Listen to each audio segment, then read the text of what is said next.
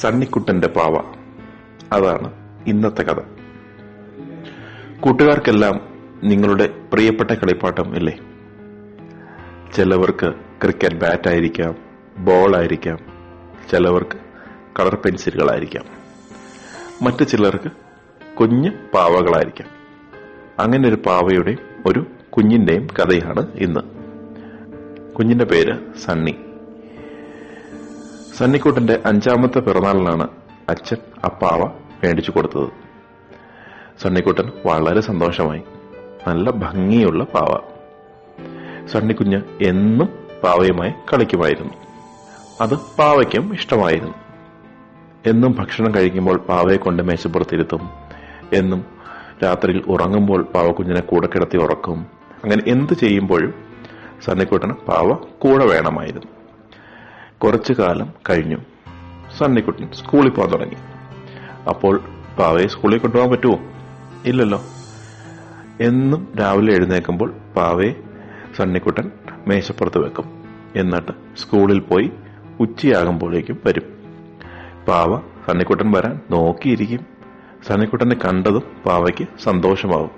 വീണ്ടും സണ്ണിക്കുട്ടൻ പാവയെടുത്ത് കളിക്കാൻ തുടങ്ങും. അങ്ങനെ സന്തോഷകരമായി സണ്ണിക്കുട്ടനും പാവയും ജീവിച്ചു. കാലങ്ങൾ വീണ്ടും കഴിഞ്ഞു. സണ്ണിക്കുട്ടൻ വലിയ സ്കൂളിലേക്ക് പോകാൻ തുടങ്ങി.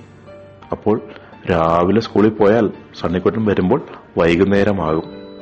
ആ നേരം മുഴുവനും പാവക്കുഞ്ഞ് വീട്ടിൽ തന്നെ ഇരിക്കേണ്ടി വരും. പാവ വിചാരിച്ചു, സണ്ണിക്കുട്ടൻ വലുതായില്ലേ, ഇനി കുറെ സമയം പഠിക്കട്ടെ, വലിയ ആളാകട്ടെ. എന്റെ കൂടെ കുറച്ചു നേരം കളിച്ചില്ലെങ്കിലും കുഴപ്പമില്ല. വൈകുന്നേരം സണ്ണിക്കുട്ടൻ വരുമ്പോൾ പാവയുമായി വീണ്ടും കളിക്കും, കിടന്ന് ഉറങ്ങുകയും ചെയ്യും. കാലങ്ങൾ അങ്ങനെ വീണ്ടും കടന്നുപോയി. സണ്ണിക്കുട്ടൻ വലിയ ആളായി. തന്റെ വീട്ടിൽ നിന്ന് വളരെ അകലെ ഒരു സ്ഥലത്തേക്ക് ജോലി കിട്ടി സണ്ണിക്കുട്ടൻ പോയി. പാവ വീട്ടിൽ തന്നെയായി. എന്തെങ്കിലും സണ്ണിക്കുട്ടൻ വരുമെന്നായിരുന്നു പാവയുടെ ഒരു ആഗ്രഹം. പാവ കാത്തിരിക്കുമായിരുന്നു സണ്ണിക്കുട്ടൻ വരാൻ. അങ്ങനെ കുറെ നാളുകൾ കഴിഞ്ഞപ്പോൾ സണ്ണിക്കുട്ടൻ ഒരവധിക്ക് വീട്ടിലേക്ക് വന്നു. സണ്ണിക്കുട്ടനെ കണ്ടപ്പോൾ പാവയ്ക്ക് സന്തോഷമായി. സണ്ണിക്കുട്ടനും പാവയെ മറന്നില്ല. ഇത്ര വലുതായാലും ആ പാവയെ സണ്ണിക്കുട്ടൻ വളരെ ഇഷ്ടമായിരുന്നു. സണ്ണിക്കുട്ടൻ ആ പാവയും എടുത്ത് വീണ്ടും വീട്ടിന് മുറ്റത്തും അവിടെയും എല്ലാം നടക്കാൻ തുടങ്ങി. കുറച്ച് ദിവസം അവധിക്ക് ശേഷം സണ്ണിക്കുട്ടൻ തിരിച്ചുപോയി. പാവക്കുഞ്ഞ് വീണ്ടും തന്നെയായി. എല്ലാ മാസവും സണ്ണിക്കുട്ടന്റെ മുറി വൃത്തിയാക്കുമ്പോൾ സണ്ണിക്കുട്ടന്റെ അമ്മ പാവയും തുടച്ച് വൃത്തിയാക്കി വെക്കും. അതായിരുന്നു പാവയ്ക്കുള്ള ഒരു ആശ്വാസം.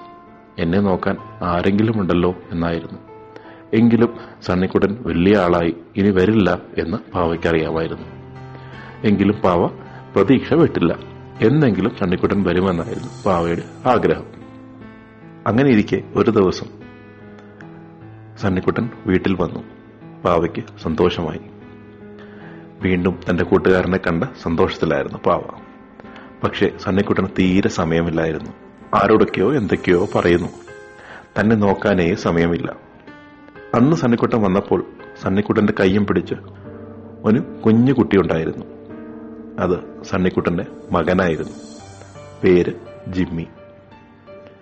സണ്ണിക്കുട്ടൻ പാവയെടുത്ത് ജിമ്മിക്ക് കൊടുത്തു.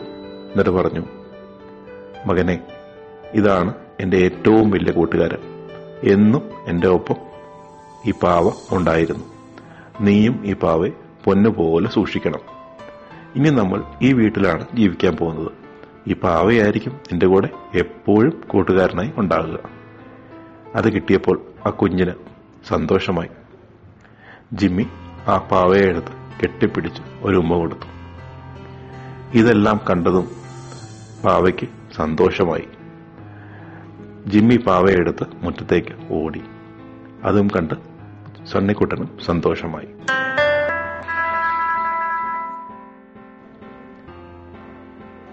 കൂട്ടുകാർക്ക് സണ്ണിക്കുട്ടന്റെയും ജിമ്മിയുടെയും പാവയുടെയും കഥ ഇഷ്ടമായി എന്ന് വിശ്വസിക്കുന്നു.